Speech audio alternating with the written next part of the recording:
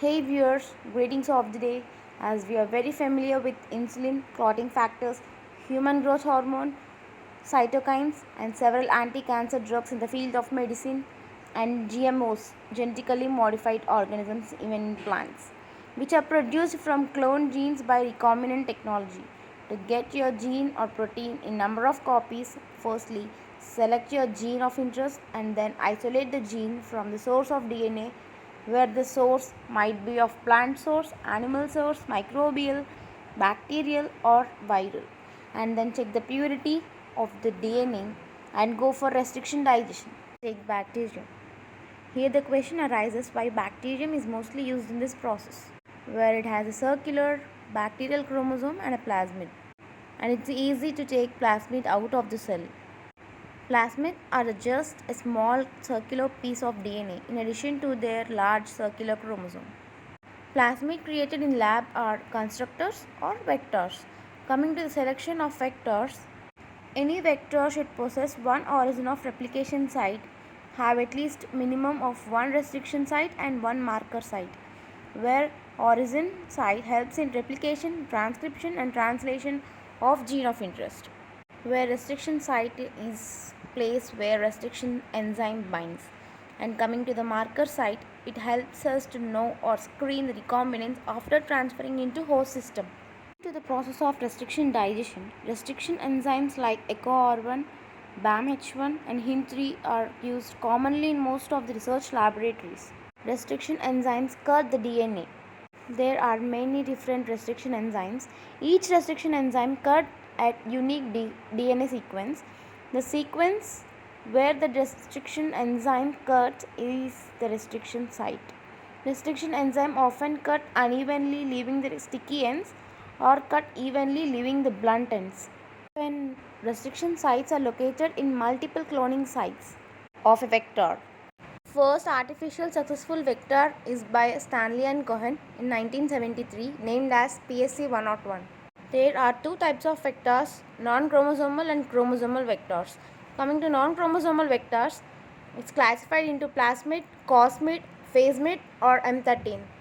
Plasmid have insert capacity of 10 kb, cosmid have insert capacity of 48 kb and phasemid have insert capacity of almost 25 kb.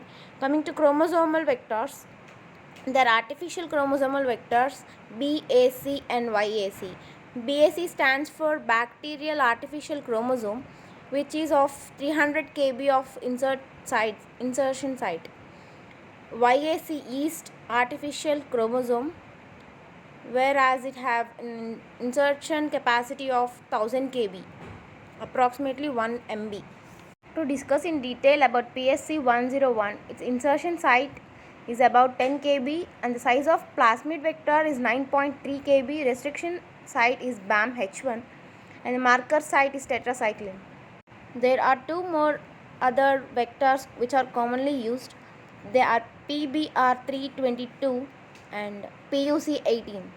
PBR322 has an insert size capacity of 10 kb and the size of the plasmid vector is 3.4 kb and the restriction site has 29 useful and 11 non-useful sites.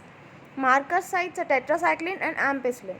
Further moving on to PUC18 by 19, the size of the plasmid vector is almost of 2.6 kb size and insertion capacity size is of 10 kb and the restriction site where multiple cloning site or polylinker region is of 10 kb and marker site is of about ampicillin and laxate.